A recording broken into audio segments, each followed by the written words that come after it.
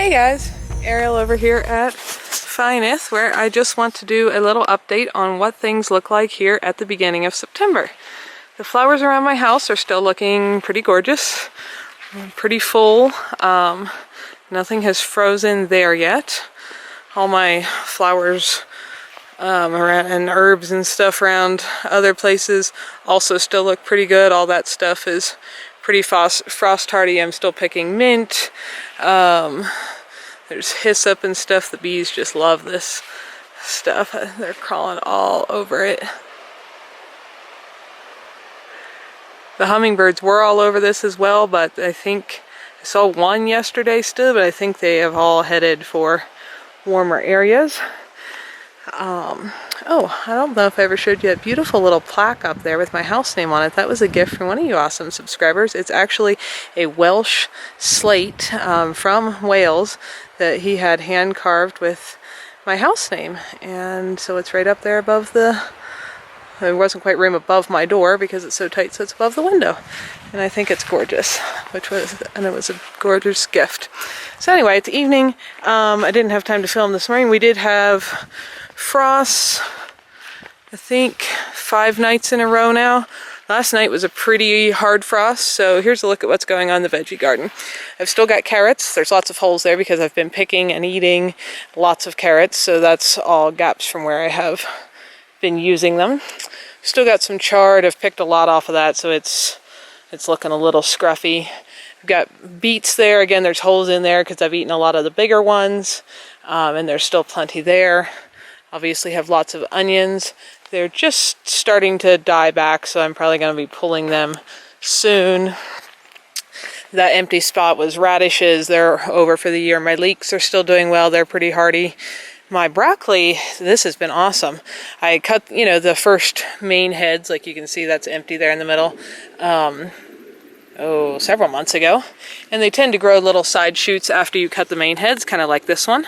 So I always leave the plants in the ground. I've harvested maybe 4 different sets of little side shoots, but they're also growing some really big, like second main crops, which I'm not sure if I've ever seen that happen before, but I mean, that's a pretty sizable broccoli head, so I'm excited about that.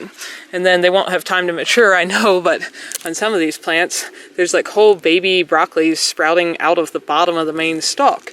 And if I had a warmer winter, they would probably grow. There is also some weeds in my garden. These things need pulled. I just haven't had time, and the garden's about to go to bed. So it's easy enough to clean those up at the end of the year once. I've got more onions there. Cabbages, I've picked a bunch, as you can see, and some are still here.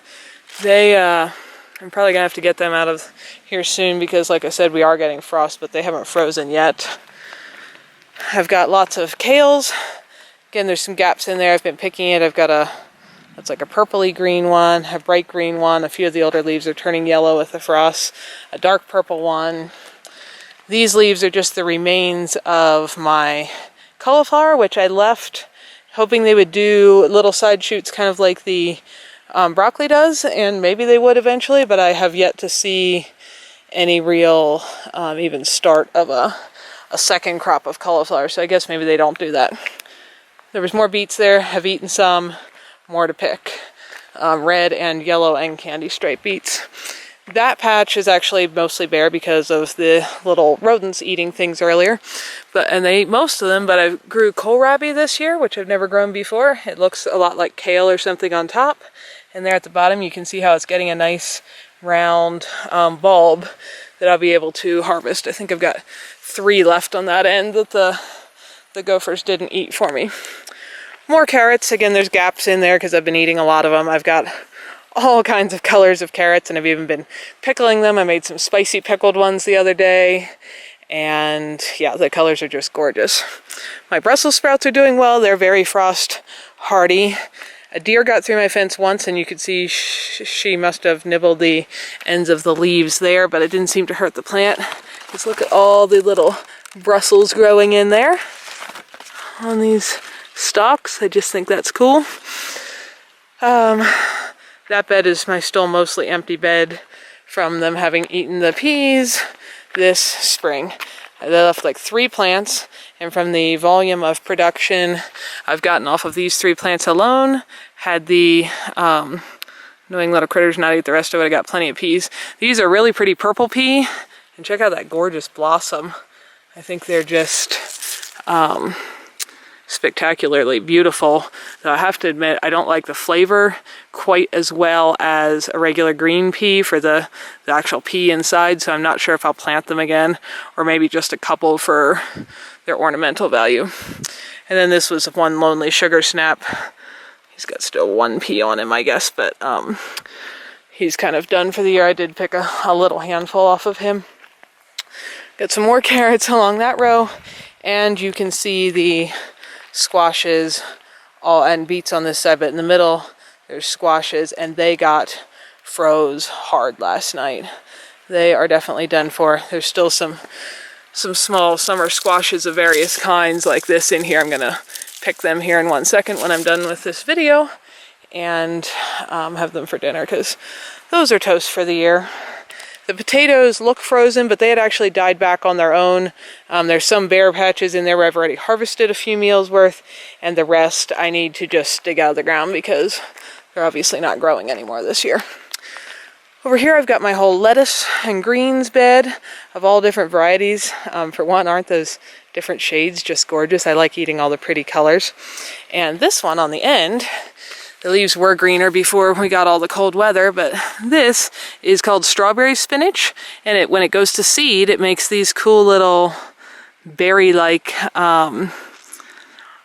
seed heads, and I guess they're called strawberry because of the color. I actually think they taste a bit like a mulberry, if you've ever tasted mulberries, but they do taste like a fruit, and they're really pretty to put on top of salads, and so I'm really glad I grew those. I will be saving seeds and growing more next year. And I've cut lots of lettuce out of here. You can see little holes, you know, where I cut plants, and I have lots more. I probably planted a little more than I could eat because I've been giving it away, and I still have some here that's about to go to seed, though it's going to freeze pretty soon as well, I think. I have a few garlics left on that end that my gophers did not eat, so I'm only gonna get, I think, like 3 garlics this year, which is sad because I could use 300. My beans also froze last night. Again, just like the squash, I gotta go pick them here in a minute because I've got some green beans still on there, but the little baby tiny beans like that guy that would have otherwise matured will not get time to. Got some more chard there. Really pretty purple kale. It's edible, but I actually grew it to be ornamental for this fall once everything else freezes. I love that purple center. It's just gorgeous. Some more cabbages, more onions, yellow ones and then purple ones. The rhubarb's pretty much all died back. You can just see a couple leaves left of the one. The horseradish is looking good. The asparagus is growing well. And the strawberries are all growing well. I need to probably trim some more runners off there so the row doesn't get matted too thick before next spring. So that's just a look back at the garden. It is September 4th, I believe, and like I said, we've had 5 nights in a row of frost. Before that, there was a couple days before that, there was snow in the mountains. I live at about 6,400 feet above sea level. The snow line was up at about 8,000, so it wasn't down to my house yet. I got rain and some hail, but winter is coming, probably sooner than later here.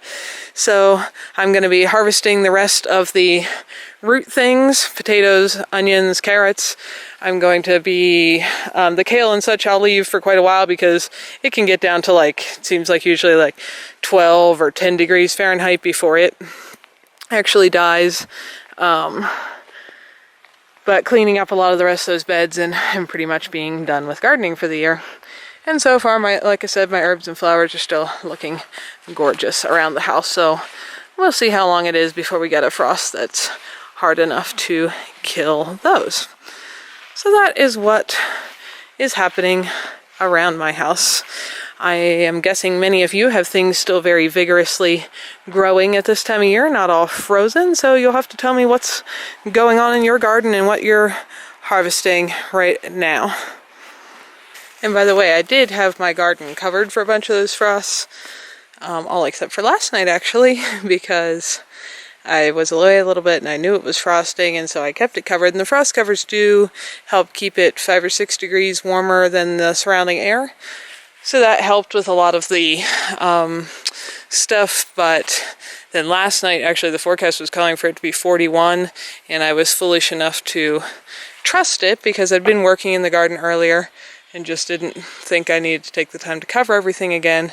And so when it was 27, I think, last night, that did in the rest of the sensitive stuff. Though even through the frost covers, the more touchy things like the zucchini and summer squash, the tips of the leaves had already gotten frosted. But I can't complain. I've had a unusually long run this year of beautiful weather and sunshine, and it's had more days in a row with no frost than I've ever had in 11 years of living in this state, so I can't complain about that, but things are pretty done for this year now. Thanks for watching, folks. If you're interested in more info on my off-grid tiny house life, check out some of my other videos here, and if you like what you're seeing, click the little picture of my house to subscribe and then hit the little bell so YouTube actually notifies you every time there's a new video available. See y'all next time.